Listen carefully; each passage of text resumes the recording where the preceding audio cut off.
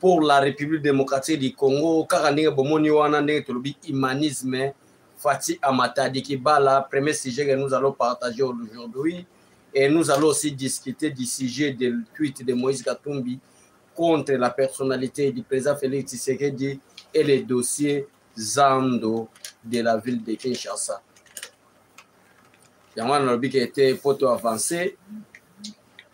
Bandeko bo essayer de partager émission, bo essayer de s'abonner, bo essayer de kota na kati parce que les lots vraiment tout solo la politique na bino besoin ba réalité nyonso ya faire. Et bandeko nyonso balinga ko soutenir biso ba benga biso mona mboka trésor lungu biso to limbi boye to lingi na mboka na biso ezali boye. Il faut tout comme maintenant la politique minito ya ko écarter tout proche à Félix Tshisekedi bato nyonso balingi changement mboka te. Bato nyonso ba ye business premier na président Félix Tshisekedi parce que na itu bino que tozolo bela trois problèmes. Premier problème tozolo bela humanisme, la présence du président Félix Tshisekedi na drame o ekomi na Matadi Kibala bandeko na biso ba confiance c'est premier élément. Deuxième élément, nous allons discuter ensemble avec vous tweet ya Moïse Katumbi concernant la mort de Tiens Tshisekedi et la lutte de Tiens Tshisekedi. Qu'est-ce que Moïse Katumbi a tweeté? Qu'est-ce que Olivier Kamita a tweeté? Toria to répliquer. Troisième élément, nous allons parler du dossier Zando. Qu'est-ce qui se passe dans Zando? Si drame est attaqué, bandeko na biso, qu'est-ce que le président Félix Tshisekedi a dit? Nakacha concerne ministre par rapport à Makambo Ezali. Yango tobiete bon partager mission, bon panza yango, bon partager bon koto pour être tokende liboso mboka na biso et tombwama. Congolais to longwana kacha loyenge, Congolais to longwana kacha un, Congolais to longwana kacha buzoba to longwana kacha black ya aventure ya comédie. Makamunyo seza makambasale yango black te. Ezana likambo o sale yango black, ezana likambo so sale yango ba aventure te. Mais biso ce qui est déplorable, ezana que Congolais amesana kana black, makamunyo so Congolais asalaga ezalaka ya aventure kaka ya kosakana. Alors il faut to bana kozwa conscience maintenant. To eba ete lelo soki mboka na biso ezana malheur. Lelo soki mboka na biso zo kende liboso te malheur wana kozonga na biso e bana na biso bakoyaka na sima. Bako regretaka est-ce que tozalaki na ba papa poto ou soit tozalaki na ba papa te poto comme ba esclave boye. Mboka balingaka ngo. To linga to sala mboka na biso ba homme forte. Mais to sala mboka na biso na ba institution forte, ba structure forte. Que des hommes forts. To comme ça va to makasi te ko lega ba institution. Mais to sala ndeba ta makasi, to sala ndeba institution makasi. Chaque fois to sala nango. Yango na bi ke partager mission et de mon mboka trésor lumbu ya ko partager émission. Rappel pour rappel ne to continuer mission na biso lors du conseil des ministres tenu le 7 janvier 2022.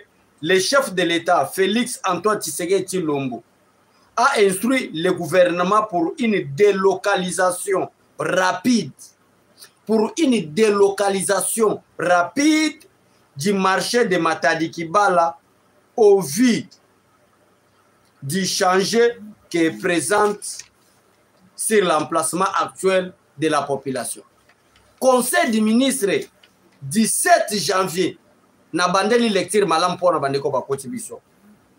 Lors du conseil des ministres tenu le 7 janvier 2022, le chef de l'État, Félix Antoine Tshisekedi Tshilombo, a instruit le gouvernement pour une délocalisation rapide du marché de Matadi Kibala au vu du danger qui représentait sur l'emplacement de l'actuel pour la population. Conseil des ministres, il y a 7 janvier, Félix Tshisekedi a lobby clair, vu les dangers, vu politique dans la territoriale, vu politique dans l'avance à base, na conseil des ministres, à salengo na cabinet na yete, mais à salengo na conseil des ministres, oh ya pesi instruction, na ba membre gouvernement, na kacha conseil des ministres, atangi ministre ya habitat, atangi ministre ya vice-premier ministre ya intérieur, atangi na ministre ya habitat, ministre affaires sociales, bango nyonso ayebti bango chacun na ba responsabilité o ba pesier na instruction na pesi pona makambo wana. Mais lelo oyo tozo lela ba famille peut-être bandeko o ba kufi wana e pa na bango kureza te ba uti na kacha mulili mais courant bomi bango est-ce que vous avez makambo biso to lobaka mutu peut-être azana difficulté à courant nanda kuna électricité zate mais akufi na courant. Est-ce que vous comprenez cela? Or le président de la République avait déjà prédit cela. Bolongola marché oyo awa, bolongola zando matadikibala oyo awa, alobaka déjà, alobaka yango déjà, metala lelo drame. Drame, nous devons aider les chefs. Le chef n'est pas le Dieu. Oh balobaka Dieu puissant, le Dieu tout puissant, il est omniscient, omniprésent. Non, le chef de l'État c'est un homme comme tout autre homme. Azana cerveau, azana makolo, azana lokola mutu nyonso azana nzambete, ke place na fandi boye na sima mukongo na makambo ezoleka tel. Yango bomona tout autour la président. Chaque fois to sala bémission to linga tout autour la président na biso, fati na biso, ezana ba l'homme intègre, ba l'homme loyal, basa la pembeni na e po ete to tonga mboka na biso. Soki tout autour la président na biso to zana bato baso sunga ete e kozala kaka problème. To linga ba homme loyal, to linga ba homme sérieux. To linga bato balinga kosunga président Félix Tshisekedi pombonga mboka na biso ekende liboso. Soki te ba makambo ekomaka na régime ya Mobutu, ba makambo ekomaka na régime ya Kabila, kaka même makambo na banda ozonga na mboka na biso, moyen mboka ya avancer ça. Moyen mboka avancer ça. Bonsoir ndeko nanga son de la trompette TV. Merci vraiment na commentaire na. Soki to sala bongo te mboka na biso ekoti ko avancer jamais.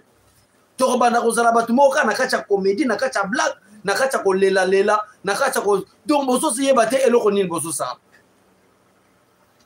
Et oh nyuso yebi malamu ke pembe na chef asala musala te yeba bengonga na yo ekoki. Makambino bosali ekoki déjà. Maintenant il est grand temps il est grand temps perception na biso comme maintenant na 2000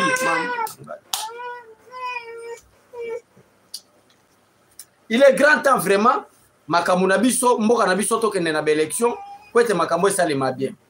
Voilà. Aidons les chefs.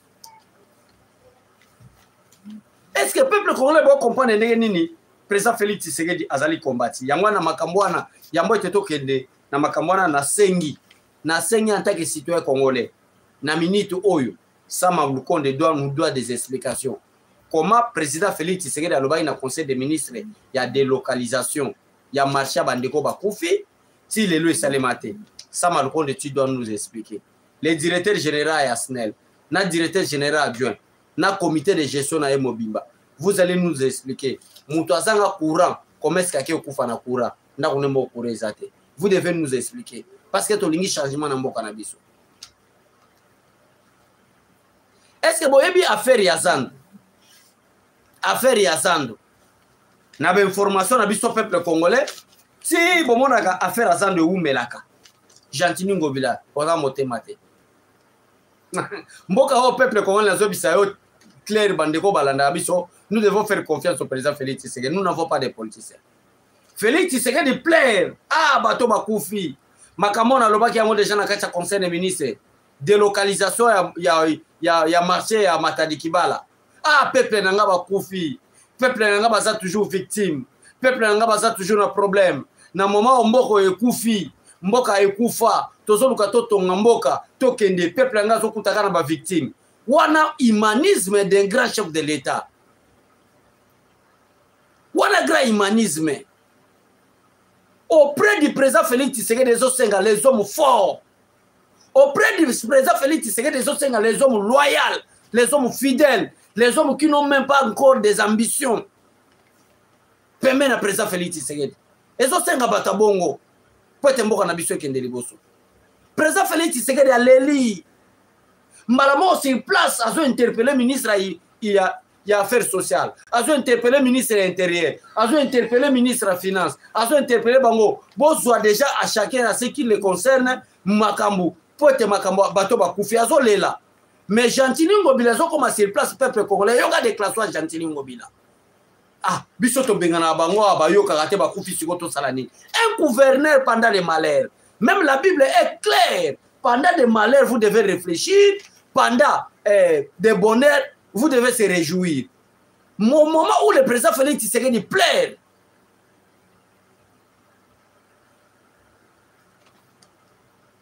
Au moment où le président Félix Tshisekedi plaît, peuple nanga bakufi, peuple nanga za victime. Na makambo na lobaka ngona kata conseil des ministres, Gentili Ngobila sur baboto bengana bango bayoka ate to salani. Ça Malukonde nous doit les explications.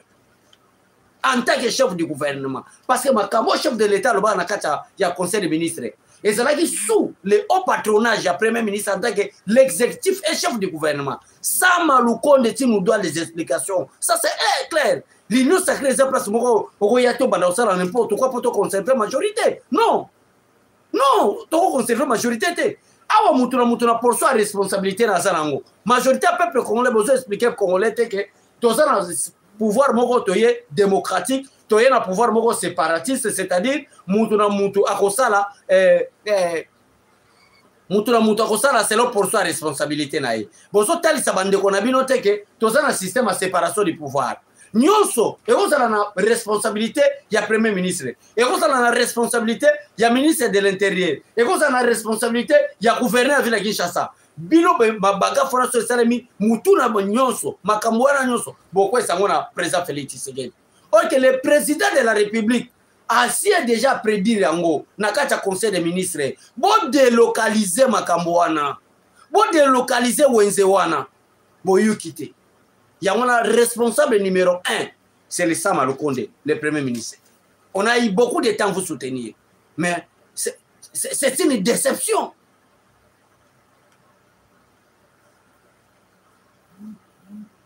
C'est une déception. Moi, je commence d'abord du premier ministre. Parce que le premier ministre, en tant que chef du gouvernement, il a été instruit dans le conseil des ministres. Mais c'est le premier ministre, dans la ligne de localisation, il y a au place au bateau Bakoufi. Bayokite. Oyoki, c'est soit chef de l'État, la présidente de la République, c'est le chef de l'État. En dehors de Dieu, et ça, la moutoumoko dans le monde, à ça, mon conseiller président de la République. Donald Trump, on a ça homologue à président Félix Tshisekedi. Donc, moutou a ça chef à président de la République, et ça attaque en Zambie.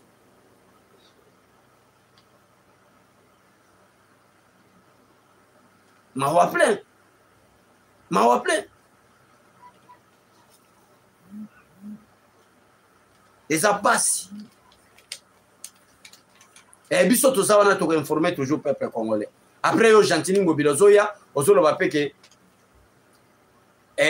ndenge biso tout ça to bengana bango bayoka kate. Pendant que bat bakufa zo bato bengana bango bayoka kate. Boni bon on peuple congolais en ndenge.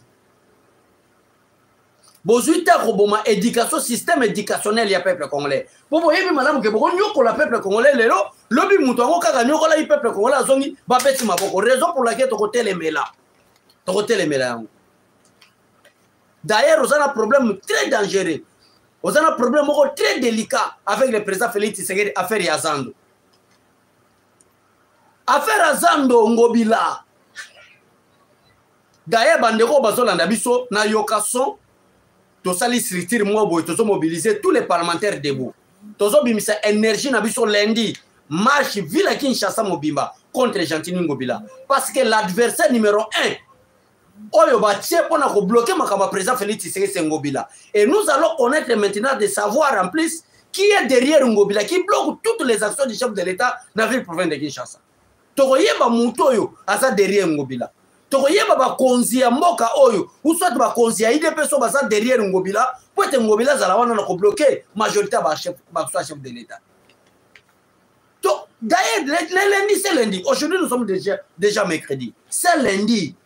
Marche ya kafu contre Gentili Ngobila. Si vous tokoyeba conseiller nini, directeur de cabinet nini, membre nini, tout soit mon conseiller nini, va travailler en parfaite collaboration na Gentili Ngobila pour être bakso chef de l'État ville Kinshasa et à la visibilité. Na suivi nous déjà dossier Zando. Dossier Zando na fani n'étudier. Ah, Zando oboye. Congolais vivra na COP. Mais ce gouverneur ici Gentili Ngobila. Problème n'est ni nini parce que a besoin d'insilité Gentili Ngobila te peuple a un conseil baso tanga combat président Félix Tshisekedi baso tanga combat Gentili Ngobila te bobomi mboka o pendant 32 ans dictature ya Mobutu bobomi ngona basansu nonso boye ko tika ngo susu na Joseph Kabila ye akundi ngo ndeko kunda mboka ekufi Joseph Kabila ye akundi ngo ndeko kunda. Bon, pesi ba Congolais ba employé. Congolais comment mutoyo ya to 10 jours soka bimite ya koliate e ko bimane saka na Zando yango bomuna so bimika na boulevard awa Lumumba bomuna kamitu kanyoso e komi otala kaka elongi na ville depuis bo bloka Zando ba mama bazoteka te bo bloka depuis bo bloka ti lelo vraiment ti lelo après so bima pe so sala point de presse so robake en tant que gouverneur a Fati Beton te kono ba Fati Beton lingo robate so soutenir ye Fati Beton ko linga ese aider ko mikiti ça comprendre que ngane na zabo na au travail d'intérêt peuple congolais depuis ça le banda talibanga bobwaka te ko linga Fati Beton même ou bato so balo ba Fati Beton qui vous dit que na motema na bango Fati Beton de aza majorité à Congolais balinga ko vivre une hypocrisie depuis Zando et banda to so bloqué Zando même bande ko nanga boza na poto na éviter pas na bino kuna soki makadame bukani et ça la commet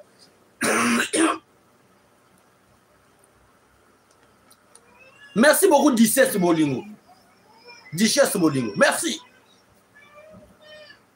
bande ko nanga bino boza li banda mboka boza partout na monde et ça la kandenge nini tango bomone te Zando ekomi mabe ya États-Unis ya France na bino na ntozo ata mayele na bino ezalaka ndenge nini po bosala ya bato Zando depuis 7 ans lelo Fati azokende na 3e mandat na ye 4e année yango déjà tokoti na mois février tobandi kokende po tokoma na 4e année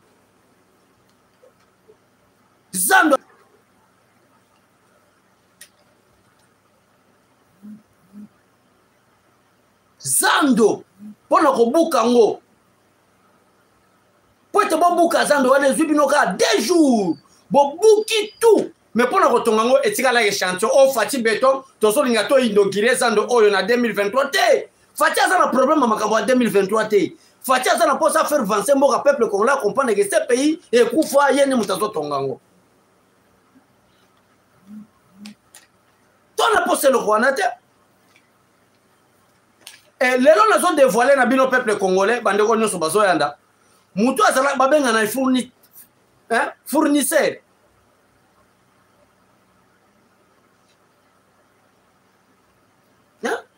merci beaucoup ndeko Dichesse Bolingo président pardon commentaire moko isa bien bo excuser pardon président ya Angola tango akomi na pouvoir asukolaki bamai nyonso ya gouvernement na RDC yiba na yomboka yango RDC ezali ya motote peuple congolais nde atelemela mpo na Zando. Oui, merci beaucoup Igwe chef na mono kala merci partagez l'émission c'est lundi to yokani déjà na yoka swatara moi ba moyen na biso mike comment est-ce que to so ça ngobila to ebiso déjà que lundi to ça na marche contre yo lundi c'est lundi to bandi déjà mobilisation lelo to bandi ngo déjà lelo mobilisation to bandi lelo lundi en tout cas si les stations boma biso in un hôtel de ville nous voulons voir clair situation à Zando marche to so ça la poto longolo na pouvoir te marche to so ça la to benga na gouvernement provincial na yote mais marche biso to so ça to linga to mona clair affaire à Zando ngobila depuis okanga ngo affaire à Zando ti lelo tu es en train de lutter contre le président ou tu veux démontrer l'échec il y a président Félix Tshisekedi que peuple congolais banda koloba mabe na ye peuple congolais c'est là d'abord ben information to sali banquette na banquette to sali na affaire Zando place ngana telemeli je crois bon moni que depuis affaire Zando e banda na za ko sala ba déclaration te mais lelo Gentini Ngobila incompétent c'est ba gouverneur ya bazoba baleka baza incompétent za Gentini Ngobila je ne comprends rien mais espace yo kanyi wana ke bozo tonga Zando so mona ke ba moyen nyonso eza prêté étude de salamité les melinga ko zala ko tchaka ka propriété na yango ko longola ba fulu en attendant pour réunir ba moyen nyonso ne bo banda construction maintenant awa basana ko loba mabe a président Félix Tshisekedi yo on fandi et batu na bino na ba communicateur na bino ba ko leka na ba TVT pour pas expliquer peuple congolais que nzamba lola na obimisa makamusu ça comment c'est très compliqué. C'est très compliqué. Ngobila ba fulu Ngobila solo. Parce que Akomisi Kinshasa solo. Akomisi Kinshasa ba full. Akomisi Kinshasa ma be. Aye lisusu na affaire ya Zando. Nyoso na po batu banda ko critiquer président Félix Tshisekedi. Et tout ça wana. D'ailleurs Zelana dévoilé information na yo concernant ça le peuple congolais nyoso bazolanda bo partager mission yo. Affaire ya Zando ezalaki mbongo elingaki ebima ti Gentili Ngobila peuple congolais landa histoire o malamu. Ti Gentili Ngobila lobaki nazotonga Zando. Zando nga linga tonga mbongo un peuple congolais se posait d'abord question pour na pesa bino information na ba source na biso na banquette to sali zanini mbongo linga zo api. Mbongo na projet ezalaki wapi? Parce que na landi Ngobila Gentili Ngobila zo loba ete parce que na ba info biso to sanango Ngobila zo na point de pression Ngobila sala ki aloba ki ete biso tozo sala na betide to komi déjà na 85% to komi na 15% pour betide sala to banda ba travaux Ngobila to abana na yo Ngobila wa fulu to abana na yo Ngobila to abande ko na yo to zabana na yo boko la kananda kukuna poko sabiso ke après avoir ko buka wenze après avoir ko bebisa yango oya ko yebisa biso ke to komi na 85 déjà %. Il y a études tout ça ko sala etikali 15% photo banda ba travaux. Mais avant ko banda ba travaux, il faut faire commencer d'abord par l'étude. Ngobila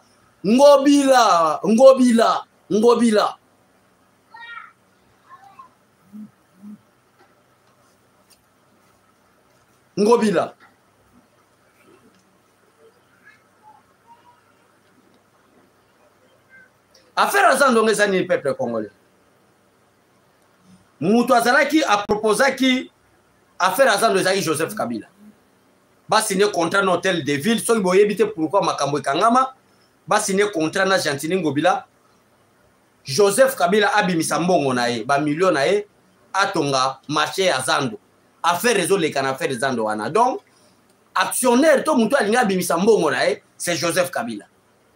Joseph Kabila sa mbongo na ye, mais pendant 10 ans ndenga tongi wenze wana non pendant 25 ans mbongo a wenze wana ekota na compte Joseph Kabila ti après 25 ans mbongo nde bali kokota na nini na l'état congolais, c'est-à-dire Joseph Kabila linga ka bimisa mbongo abimisi mbongo batongi wenze wana en partenariat na nani na Gentili Ngobila en tant que exécutif ya hôtel de ville tanga ko bimisa mbongo na ye pendant 25 ans d'année. Donc, si le président Félix Tshisekedi a fait l'élection en 2028, a bimisi Dauphin a voté, Dauphin a sali 10 ans, à l'équipe. Wana Moussou a sali 5 ans, na 5 ans, Wana Moussou a linga banda, ne Joseph Kabila onde bouta linga banda ko percevoir mbongo ya Zando wana pendant 25 ans. Or, na régime Kabila bakenda ko auditionner patron ya Wenze à l'époque, balobi ke Wenze ye moko ka Wenze, o Zando na biso wana. Ce qui par moi, ba millions ekota wana, na ko sala émission de biponda ta sabino. Mais ba million Joseph Kabila linga banda ko bénéficier pendant 25 ans. Tant ba comprendre que la politique ya président Félix Tshisekedi, na politique ya peuple d'abord, na politique to so kende nango, président Félix Tshisekedi a renégocier ngote. Tala maintenant makabo ko bandi ko koma na Zando. Tala maintenant. Yangwa na sengi mobilisation générale peuple congolais, bande ko nanga Kimbanseke. Bande ko nanga Maluku. Nsele, Masina, Njili, Matete, biso nyonso c'est lundi à partir ya 9h na échanger. Toko kende inde ti la bureau à Gentili Ngobila. Tokete poto bengana to ba même banga to finga to ko finga ete. Toketo yeba où en sommes nous avec l'affaire marché central. Oh kende ki ko buka mbangu et le peuple congolais azonyo kwama makombo bazotanga ya président Félix Tshisekedi. Ça c'est blague avec des gens. Ça, c'est jouer avec tout un État. Ça, c'est jouer avec tout un peuple. Partout peuple congolais boza. Opération Gentili Ngobila dégage. C'est lundi. Et bandit déjà. Bactionnaire nango, ezali ngai nande konanga yokason. Tolingi to tia makambo wana no so sérieux pour na comment ko soutenir président Félix Tshisekedi. Pour soutenir président Félix Tshisekedi zaka koloba fati betonte. Mutuna pour sa responsabilité à Zanango a contribué pour être chef de l'État à la visible. Si réellement vous comprenez et que changement c'est président Félix Tshisekedi, nous il faut avoir la main dans la patte pour te soutenir le président Mboka Kende Liboso. Mboka Kende Liboso. Mboka Gotambola jamais na banti valeur. Mboka Gotambola jamais na bato sa insertion à chef voté. Mboka Gotambola jamais na bato bazana longi na motu. Mboka faut etambola na bato bazana ba valeur.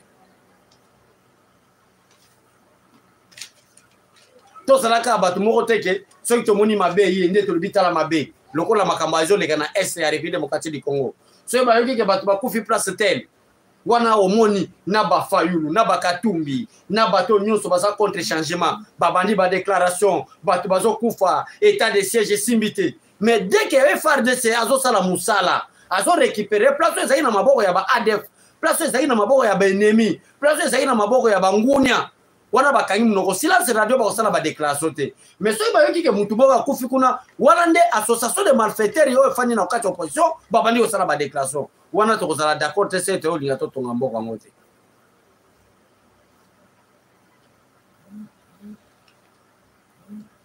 tondimaka beforo bandeko basalela biso bato bakufi na est République démocratique du Congo ati lombo wana Félix wana mboka oboye d'ailleurs loba mboka kufa mais beaucoup misape bo critiquer c'est bon c'est bien même Jésus-Christ est venu sur la terre va critiquer c'est bien tozo boyate mais FARDC azo récupérer place ezali na maboka ba ADF azo récupérer place ezalaki na maboka ba ngunia azo récupérer place ezalaki na bandeko Paul Kagame po beta pe maboko beaucoup misape président de la République bono bake depuis que ozana pouvoir tozo bona changement bino critiquer ezalaka na ndenge ya mabe wana nde mabe pourquoi na lobi bongo tweet ya Moïse Katumbi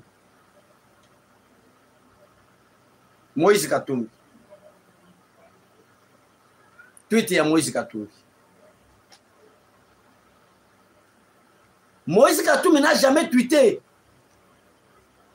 pour l'intérêt à peuple congolais. Bango ba tweetaka contre pouvoir.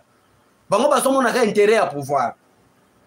Hier, wana de tweet ya Moïse Katumbi. Hier, ça c'est maintenant je vais attaquer Katumbi. Hein? Maintenant je vais attaquer Katumbi peuple congolais. Partagez l'émission s'il vous plaît. Abonnez-vous Nakatia Yoka Base.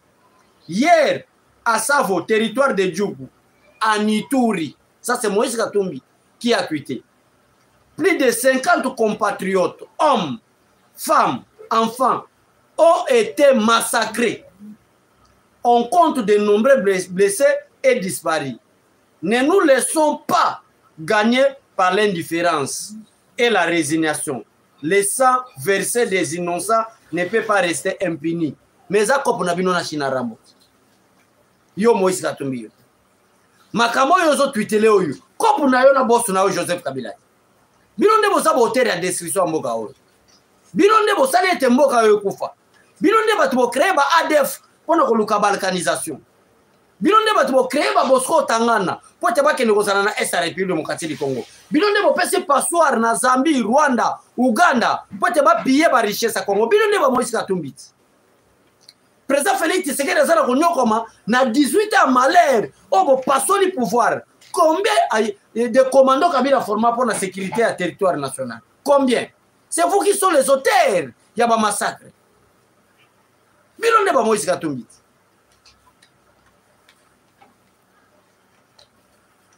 Bino nde ba Moïse Katumbi. Botera makamonyo sosele kawana. Créateur ya ba ADF na lunani. Est-ce que Moïse Katumbi yoko expliquer biso? Pourquoi Moussa Mabe a kufa? Est-ce que yoko yebisa biso? Par quel miracle Mamadou Ndala a été liwaya ki koko melai? Par quel miracle Mamadou Ndala? Moussa Mabe bino nde ba Katumbi bo. Bino nde association na bino. Moïse Katumbi yo olingi ngala rappeler. Quitter l'union sacrée, tu ne veux pas quitter l'union sacrée. Tu fais l'opposition à la l'union sacrée.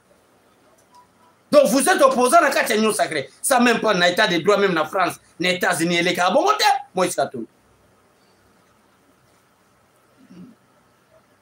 Et les gars, bon, est-ce que vous expliquez biso liwa katumba moi?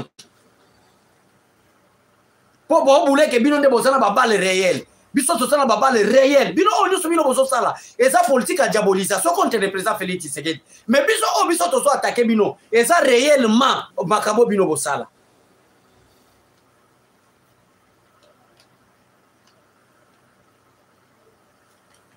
Affaire katumba moi que.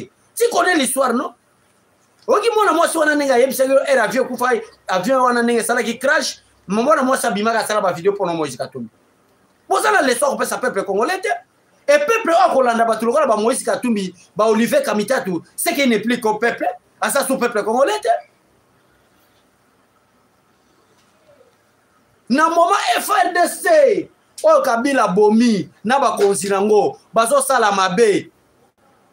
Lelo Félix Tshisekedi azana osala remontada ya armée.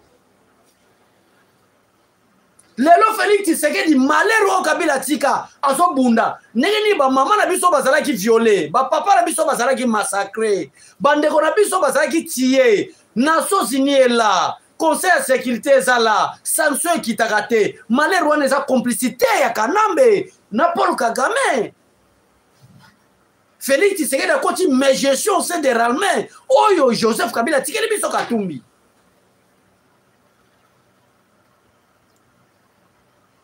Est-ce que Katumbi yo place oza, place ola nangana yo Moïse Katumbi. Tala. Oluka teto bimisa ba misile, nga naso c'est la bino boza na discours au sala teto so c'est la bino. Meilleur gouverneur n'époque Kabila, yezaki yo Moïse Katumbi. Babimisa qui pour Joseph Kabila ça qui paraît non sur le plan politique pour détruire pour l'intérêt du peuple congolais. Bino ba Moïse Katumbi. Qu'est-ce qui est à Lubumbashi là tanda kunayo? Yo so mi beta tolo katanga. Oso mi beta tolo katange. Qu'est-ce qui est de bon na kata katanga o wana yo sali? Ba vidéo le kuta botine la batu pendant 18 ans. Moïse Katumbi maire gouverneur. Qu'est-ce qui est de bon o yo sali na katanga wana? Katanga o yo beta tolo katanga yo. Bo sakana na batute. Bo jouaka na batute ba vanti bo sala to comédie bo sala wana bo sala ngona batu mususu. Pourquoi ba publicité yo meilleur gouverneur? Pourquoi ba bimiso meilleur gouverneur? Yo Katumbi na compétence nini ozalaki nango ya ko gérer une grande province comme la province de Katanga. Pe ba bimiso meilleur gouverneur. Par quelle compétence yo zanango? Par quelle compétence? Mayele nini yo Katumbi yo zalaki nango? Yo vraiment Katumbi ba tel monsieur, balobi ba capacité intellectuelle nini yo zalaki nango pour gérer une grande province. O eza poumon ya cobalt, poumon ya ba richesse, poumon ya ba minerai mondial. Ba pesa mutu lokola yo Moïse Katumbi kende gérer ngo. Par quelle capacité intellectuelle o zalaki nango? So que zalaki ko piller ba richesse a Congo te, ko kende ko teka na ba pays ba paya et te peuple congolais ku fanzala parce que bo yeki na politique le kuta politique ya mabe ko nuire peuple congolais ko bomba peuple congolais na nzala po te peuple congolais comme mandia bo banda ko corrompre peuple congolais na biloko nyonso.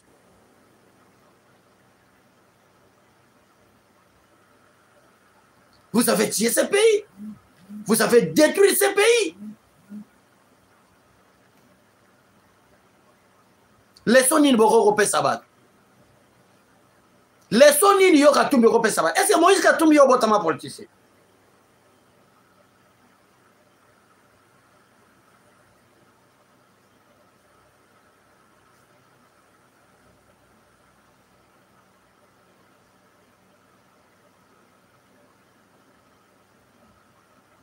Est-ce que toi tu es un politicien Katumbi? Merci beaucoup Gilles Chikenza. Merci en direct des États-Unis. Est-ce que toi tu es un politicien? Kende ko sala pêche Katumbi. Kende ko luka ba poisson. Kende ko pasola ba tomsolo sala ngo ba makayabo kende ko teka. Wana ça o affaire na yo. C'est ça qui détruit même notre pays. Oza mutu akoteka ba makayabo okomi politicien. Oza mutu akoteka ba mbisi oza pêcheur okomi politicien. Parce que boyebi ke na zela politique, boko yiba ba minerai na Katanga, boko créer ba ADF insécurité kota bobo ma congolais ku fananza la congolais ko mamandia bino bozala ba riche yango zo mona ba congolais baza inconscient ba bimiso Moïse Katumbi ke mutambongo ba mutambongo te Moïse Katumbi ti a piller les richesses du Congo ba mutambongo te bokende kokosa bato yo kokosa kawana bokende kokosa bato kokosa wana biso toza vigilant na bino biso to ko expliquer na peuple congolais qui est Moïse Katumbi to so c'est la bino hein campagne électorale zoya to ko détailler mutu na mutu boko banda ko expliquer biso na telemi vraiment bona ça la campagne na ça l'émission to bi yo li fait kabitatu papa sa mutu mwindu mama mutu mwindu par quel miracle obota mambeti expliquer biso to ko bibisa ba misile za to ko beta yo Moïse Katumbi na Congo to beta ba meti te papa no za juif maman no za mutu zambien tu n'as rien à voir du sang congolais et ça n'est loko mo tezo répression na ba congolais to banda beta bino ba misile kaka boye be étranger moko boye ba yeba yibi mbongo ya mboka ba détruire mboka po babanda ko lesa bana mboka wana ba mbongo ba yibi ya bango moko babanda betela bango maboko to tala to sala bino boye mbunzu tête à tête to tiela bino ba vérité bozo ya paye pour sala ba déclaration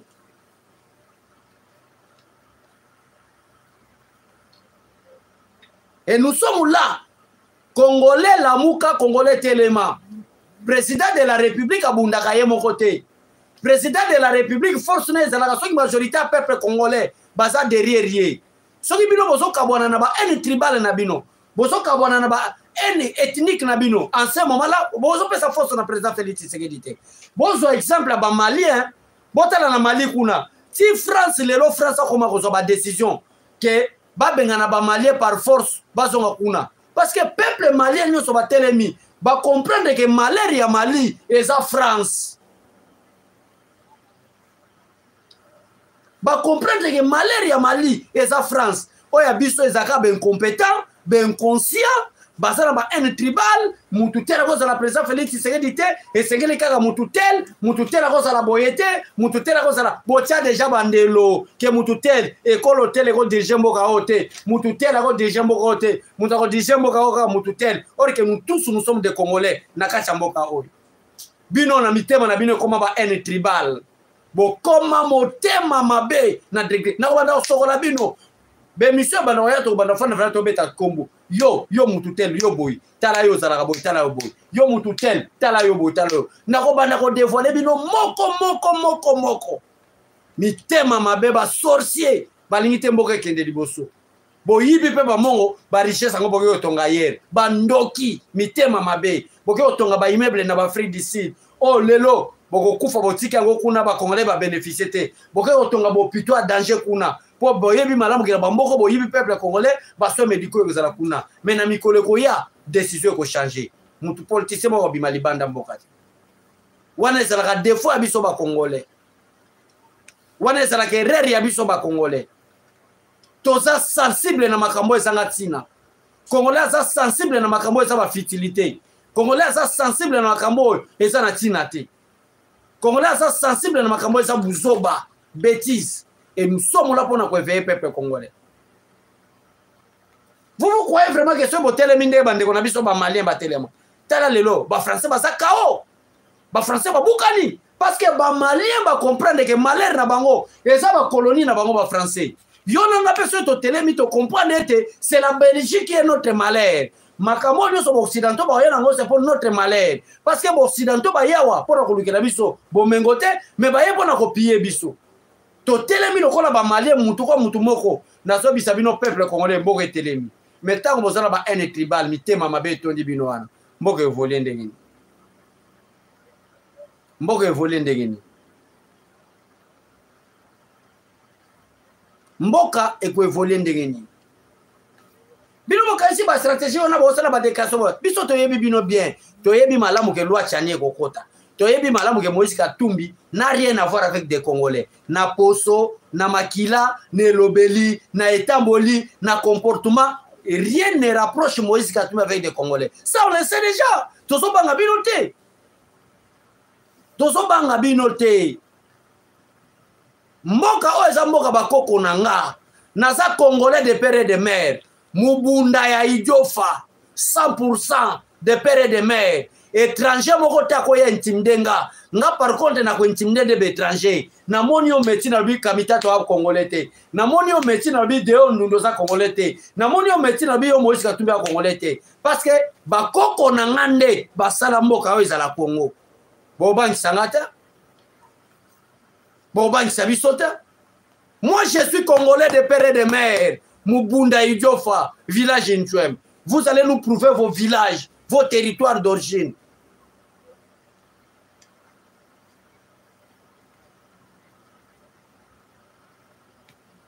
Voilà. Voilà.